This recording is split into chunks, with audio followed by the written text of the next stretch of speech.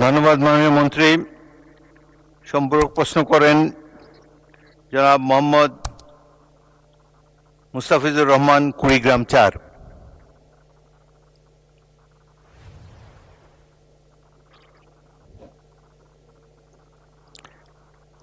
উনি কি আছেন? নাই।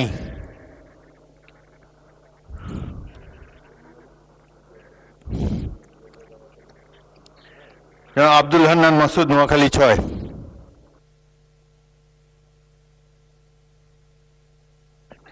ধন্যবাদ মাননীয় স্পিকার। মাননীয় স্পিকার, আমার প্রশ্নটি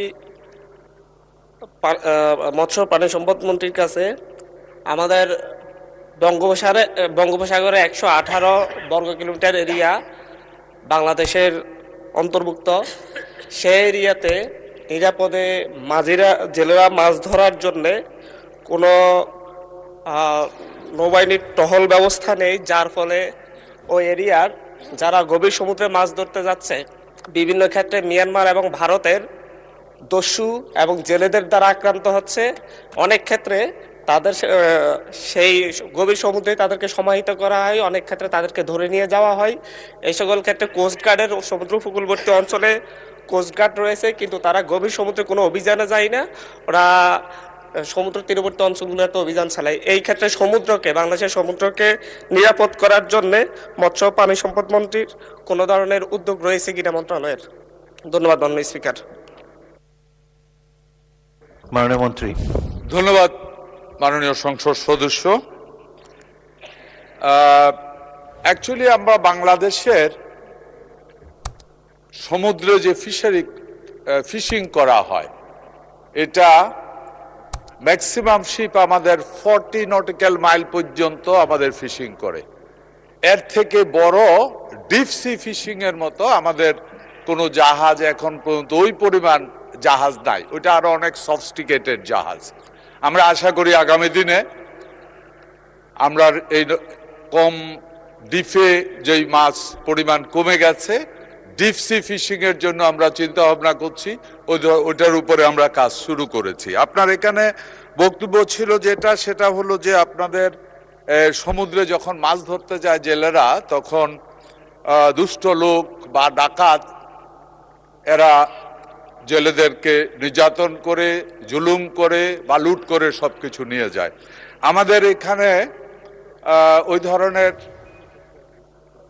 কোস্টগার্ডের অলরেডি টহল আমাদের আছে। আপনার বক্তব্য থেকে বুঝতে পারছি যে আগামী দিনে পরবর্তীতে যখন আমাদের মিটিং হবে, ওই এলাকাটাতে কোস্টগার্ড যে পাহারা দেওয়ার ব্যবস্থাটা আরো বাড়াতে হবে, লোক সংখ্যা আরো বাড়াতে হবে। আমার এটা নলেজে আসলো। আমি ইনশাআল্লাহ আগামী দিনে যে মিটিং হবে আমাদের, ওই মিটিং এর ভিতরে আমি এটা উপস্থাপন করব এবং কোস্টগার্ড বাড়ানোর ব্যবস্থা করার চেষ্টা করব। ধন্যবাদ মাননীয় সংসদ সদস্য। ধন্যবাদ মাননীয় মন্ত্রী। প্রশ্ন উত্তর কাল শেষ হলো। মাননীয় সদস্যবৃন্দ, জরুরি জনগুরুত্ব সম্পন্ন বিষয় সম্পর্কে মনোযোগ আকর্ষণ, বিধি ৭১। মাননীয় সদস্যবৃন্দ, আজ কার্যপ্রণালী বিধির ৭১ বিধিতে জরুরি জনগুরুত্ব সম্পন্ন বিষয়ে মাননীয় বিরোধী দলের নেতা বলুন। কথা বলেছিলেন। ধন্যবাদ মাননীয় স্পিকার, আমাকে সুযোগ দেওয়ার জন্য। গতকাল যখন দিবসের সর্বশেষ কর্মসূচি আলোচনা হয়,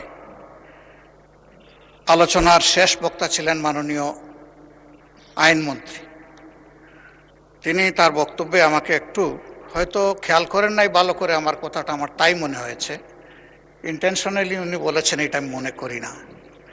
আমি যা বলেছি তিনি এর বাইরে গিয়ে একটু আমার সম্পর্কে বলে ফেলেছেন। গতকাল যে এজেন্ডাটা আমরা উত্থাপন করেছিলাম, এটা ছিল মূলত গণভোট এবং গণভোটে সংস্কারের যে প্রস্তাব গিয়েছিল, এর আলোকে যে পরিষদটা গঠন হওয়ার কথা, সেই পরিষদের সভা আহ্বান সম্পর্কে এটাই ছিল মূল নোটিশের বিষয়বস্তু। এক পর্যায়ে মাননীয় স্বরাষ্ট্রমন্ত্রী একটা প্রস্তাব এনেছেন।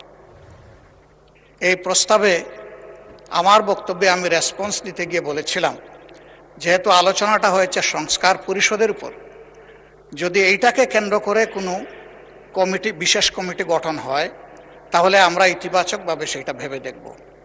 এবং একই সাথে বলেছিলাম যে সেখানে সরকারি দল এবং বিরোধী দল থেকে সমান সংখ্যক সদস্য নিলে এটা অর্থবহ একটা কমিটি হিসাবে রূপ নেবে বলে আমরা বিশ্বাস করি।